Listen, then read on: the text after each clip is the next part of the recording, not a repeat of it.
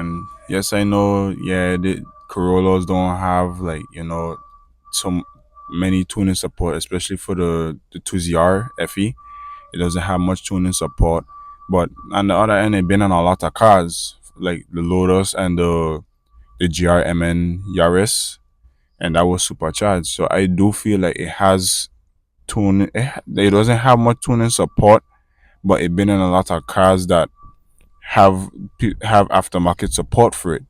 So it is very limited, but it has many cars out there that been limited with tuning support, and people still tune them regardless. So it's like, hey, why not? You check.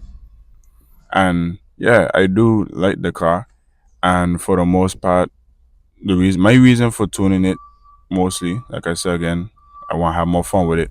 It has a guy on YouTube named Brandon, and he has a turbocharged Corolla. I had an ex dude, but I can't remember his name, and he also has one as well. And I would like to have a little fun with the car, to be honest.